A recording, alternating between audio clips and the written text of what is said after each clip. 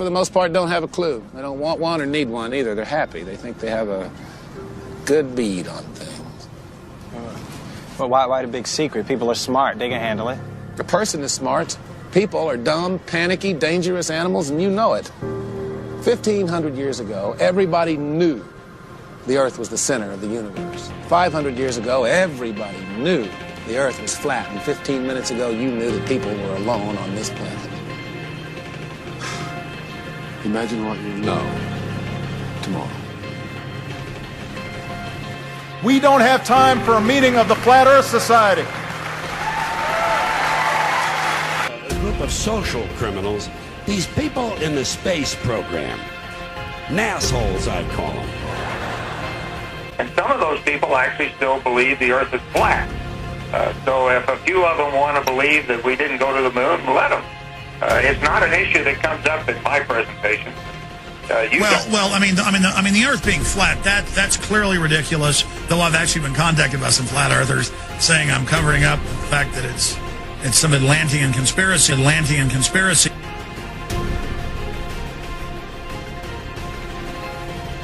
NASA. As you can see, we got a nice red serpent tongue coming through there. NASA. And there's the UN flag. Also the symbol of the flat Earth. Oh, of course, if I say flat Earth, then I gotta be an idiot, right? That's what they told you, right? It's a ball. There's no Antarctica in this. It's cold out here. Yeah, it is. It's like the South Pole. It's like the deep South Pole, if there was one. There isn't, though. The Peters projection. It has fidelity of axis. Fidelity of position. East-west lines are parallel and intersect north-south axes at right angles. What the hell is that? It's where you've been living this whole time. We, the legislature, recognize that there is a debate about whether the Earth is round or flat. No. And let's encourage critical thinking by saying there should be a legitimate debate between whether the Earth is round or flat. Because after all, any idiot can walk outside and see that it's flat. This is very important, what we're fighting for. Because I'm tired, I'm really tired of the manipulation. They do not tell the truth, they're liars. You can do it on history books. The history books are not true, it's a lie. That's right, Michael. The history books are lying. You need to know that. You must know that. Asteroid Santa Claus kicks and deals. It's a long fly ball going back, and the ball shatters the sky, bringing the ocean itself down into the stadium. Oh, Simpson just broke this dream's reality wide open. You know, there's some comedians making jokes tonight, but I want to talk about the joke that's on you.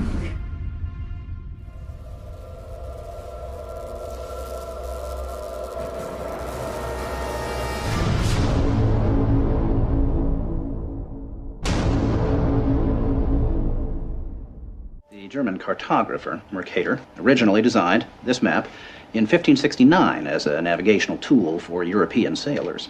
The map enlarges areas at the poles to create straight lines of constant bearing or geographic direction. So it makes it easier to cross an ocean. But yes, it distorts the relative size of nations and continents.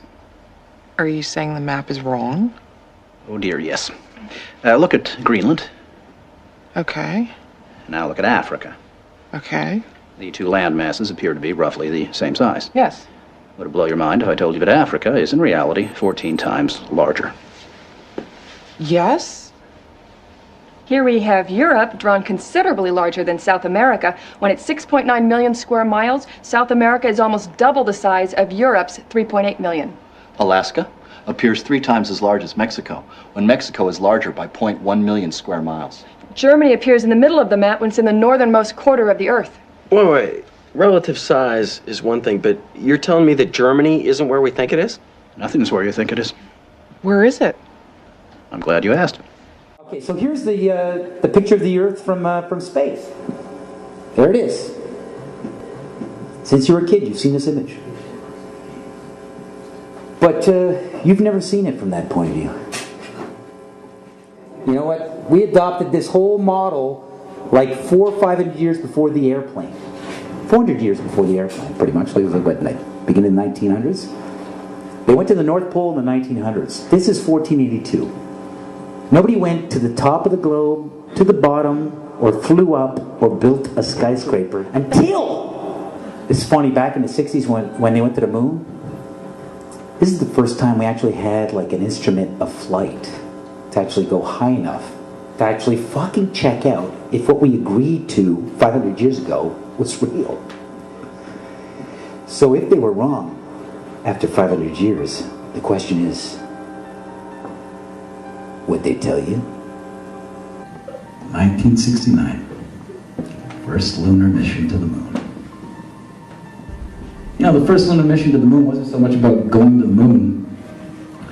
It was about having an event so you can go high enough to take a picture after 500 years to prove it was a ball.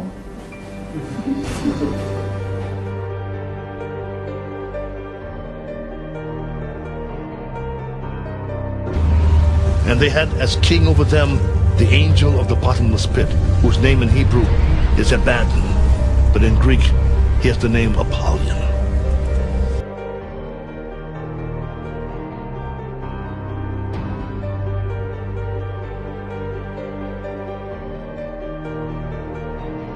Mr. Armstrong, Bart Sibrel, ABC Digital.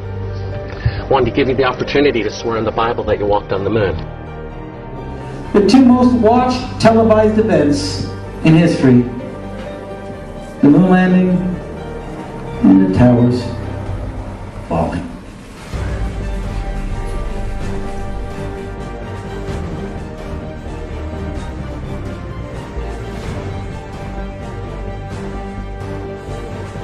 You have $5,000 cash. You can give it to charity if you swear on the Bible that you walked on the moon. I have the tape. That'd be fine. Why don't you swear to... Why not? Why won't you do it? And it's funny, when you click on Google Images, photo of the Earth, you'll see 40 pages on Google. But it's always the same fucking thing. For those that believe in the Bible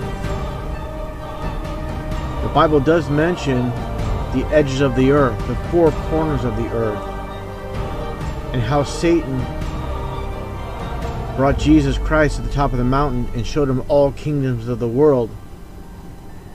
How can Satan show Jesus all kingdoms of the world if the world is round? How can there be edges of the world if the world's a sphere? The Bible also mentions how the earth is immovable and is set on pillars. So for the believers that still believe in the ball earth, the round earth, got to reconsider. According to science and the satanic system, the earth is supposedly tilted at a 23.4 degree angle off vertical, and that leaves you at 66.6 degrees off horizontal. Now, what are the chances of that?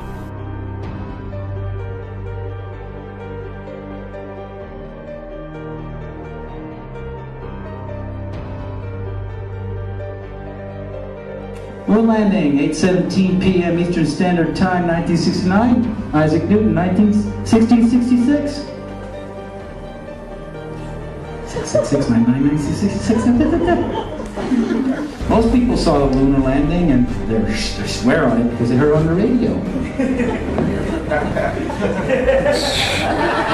CBS put up screens all over in Central Park, along with NBC, you know, so they could work with groupthink dynamics. Reality is reinforced by group dynamics. Witnessing it. The zero-G illusion, also, that you see astronauts, they look like they're floating or flying in space. It's achieved through 3 different ways. one way is through zero-G planes. They're just Boeing 737s specially outfitted to do these parabolic maneuvers, where they do a parabolic, and then you have a zero-G like free fall state where it seems like you're floating for about a minute at a time. You can keep this going. The second way, when they're like at the fake International Space Station fixing things outside of it, this is done in a pool, in a dark pool. They're actually underwater, and you can see bubbles rising out of the pool, proving that they're in a pool in many of their spacewalks. So the outside space shots are done in the pool. The inside, most of the inside shots are done in zero-G planes, and then some of the longer inside shots are done with a green screen and harnesses, so they just kind of float on a harness in front of a green screen. And with these three methods, they're able to produce the zero-G effect that everybody thinks is them floating around in space. But in reality, anything that goes up comes right back down. There is no point where you can just go up, up, up, and then, oh, I'm floating now, and I get to float through infinite space now forever. That's the illusion. That doesn't happen. You will always come back to the Earth. You'll always fall right back down. No matter how high you go up?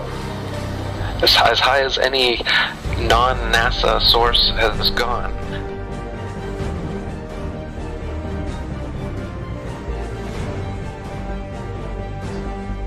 Jesus, you think he knows?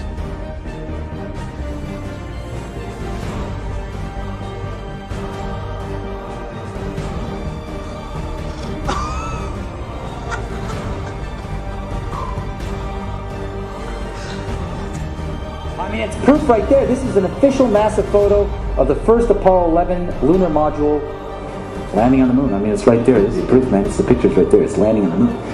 But the only problem I have with this picture is that it's taken from the moon. I don't know what the big deal was with being the first guy on the moon. It seems the camera crew was already there. Hey, all right. Do you see Photoshop? Yes. Yeah. Okay. And if those of you who think this technical difficulty was planned and think I'm scamming you, go do it for yourself. I'm going to zoom in on the Earth in Photoshop. You see the Earth? Yep. Okay, I'm going to go to Image, Adjust, Levels, and I'm going to bring the levels over here. And I'm going to bring the levels up. Uh-oh. What is that? Oh, wow. Yeah, wow. Why is there a square box around the Earth allegedly taken from the scientists on the moon in Apollo 17? Then you got other pictures like this, the blue marble, right, that come out. Okay, well, there's a big problem with the blue marble, and I'm going to zoom in here and show you what the problem is. These are all composite images where they are really not very good at Photoshop because they're using the Photoshop clone tool to replicate clouds. That's an official photo from NASA. But plus, how many people think that's a photo? But plus, how many people think this is bullshit? Now, a lot of people's first question is going to be, well, where's the edge? And I was surprised to see how easy that is to rectify, but I'm sure you get that a lot. How do you tell people when they come at you with, well, where's the edge? Why aren't people sailing off the edge or whatever? So, in the flat Earth model, the North Pole is in the middle, and the Earth is a disk shape, and the Antarctica is all the way around, holding the oceans in. And so it's a fact, if you're at the North Pole and you go south, no matter which actually, it doesn't matter where you are. If you go south, eventually, you're going to end up in Antarctica. But on the ball model, it's just a little ice continent underneath the ball. Yet in this model, it's all the way around you, holding the oceans in. As for whether there's an edge beyond the Antarctic ice plateau, this wall that holds everything in is about 100 to 200 feet tall, and once you climb up on the ice wall, it's a plateau of snow that just goes on and on and on. And the public and myself are ignorant at the moment as to whether there is an edge at some point, whether there'd be a barrier, a dome, many ancient cultures have said there is, or whether it's an infinite flat plane and it's just snow, ice, wind, and darkness forever. Stop what you're doing and listen. This is not a drill.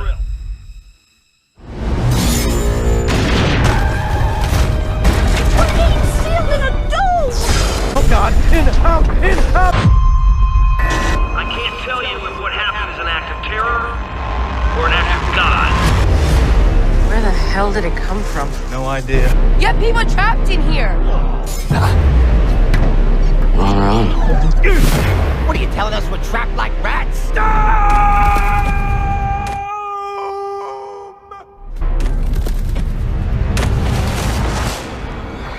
To prevent your poisons from spreading, your government has sealed you all within this dome.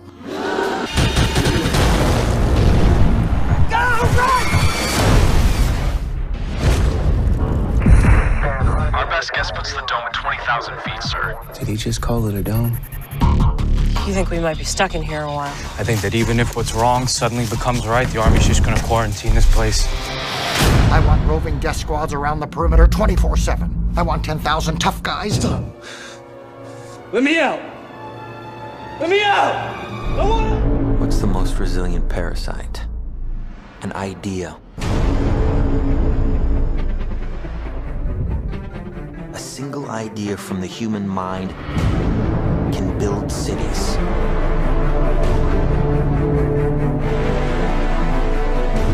An idea can transform the world and rewrite all the rules. Which is why I have to steal it. Never recreate from your memory. Always imagine new places. He's hiding something, and we need to find out what that is. We gotta break out of here. Give him the kick.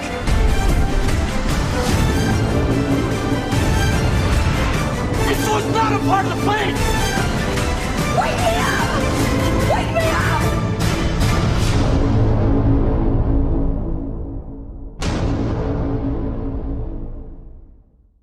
Is the whole flat Earth idea, is that a new idea? How long has this been around?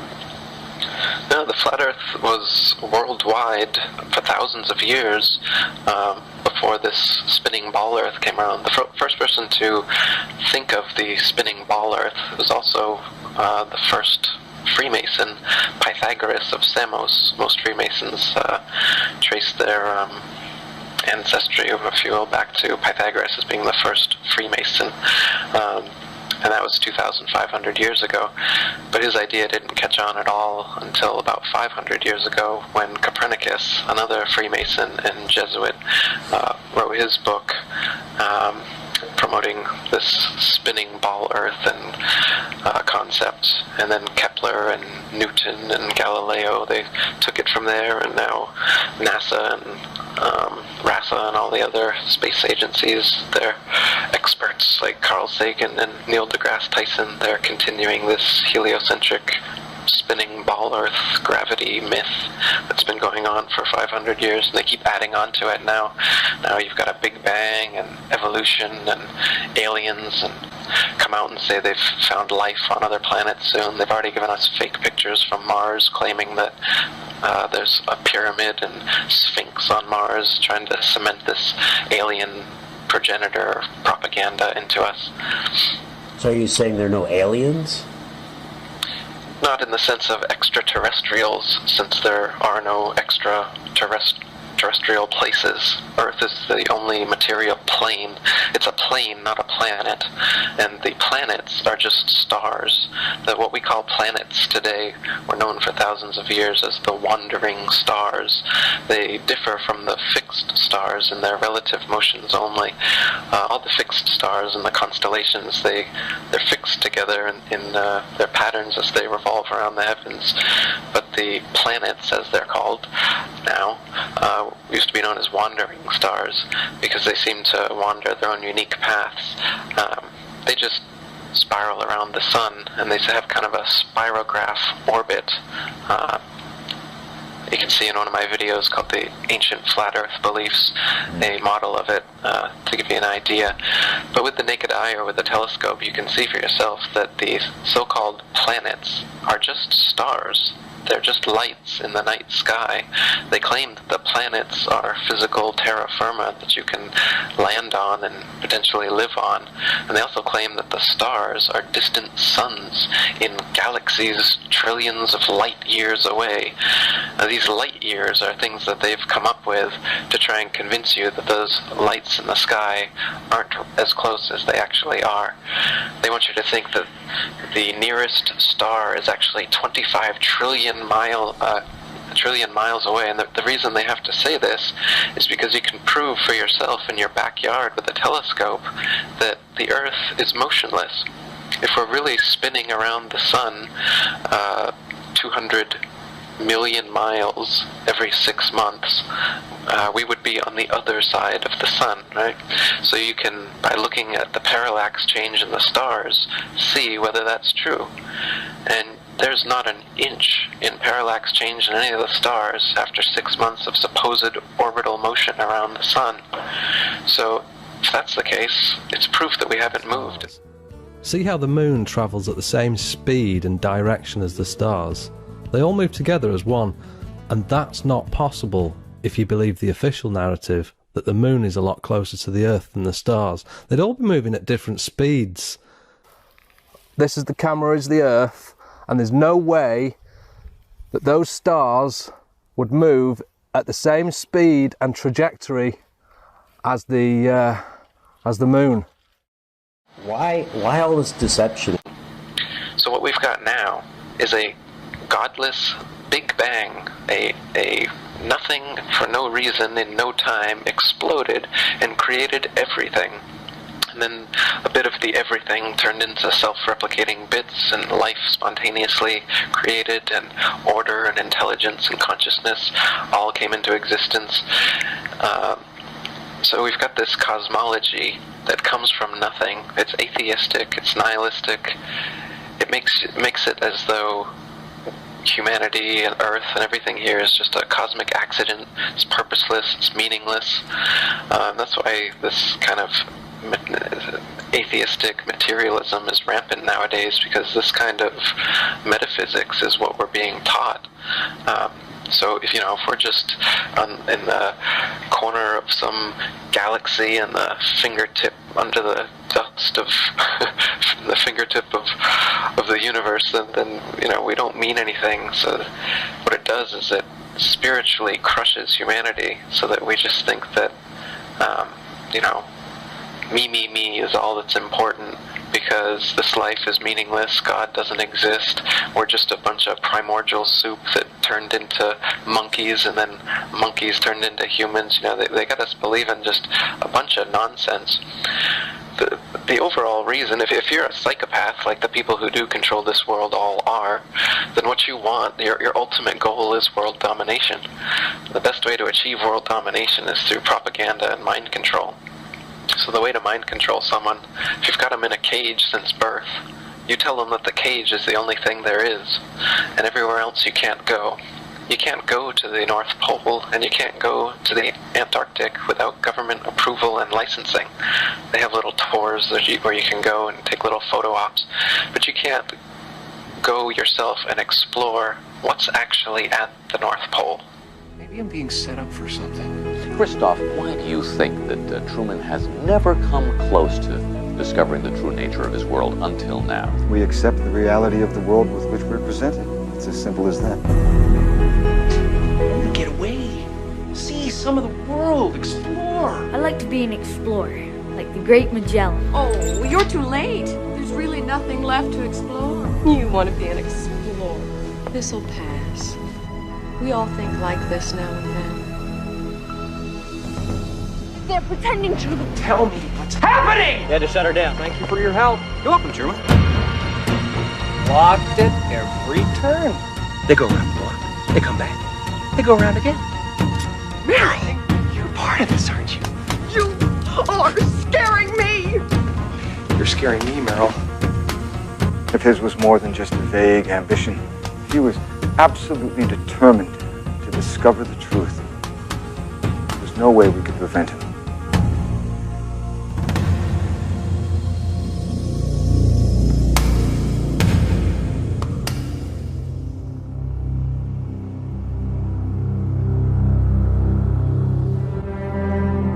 Hi, Christoph. I'd just like to say one thing.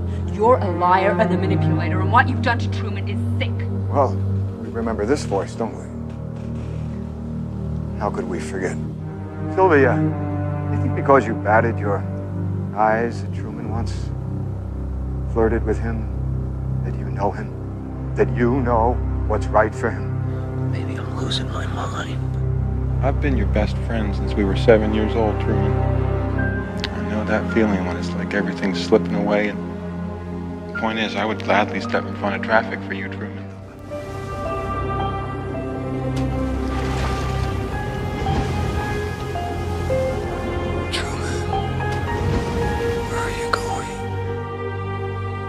You really think you're in a position to judge him? What right do you have to take a baby and turn his life into some kind of mockery? Don't you ever feel guilty? Is that the best you can do? You're gonna have to kill me! I have given Truman the chance to lead a normal life. The world, the place you live in, is the sick place.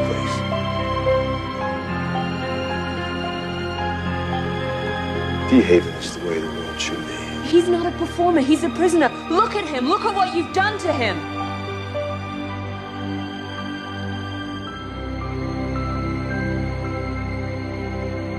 I think what distresses you, really, is that ultimately Truman prefers his cell, as you call it. Well, that's where you're wrong. You're so wrong, and he'll prove you wrong.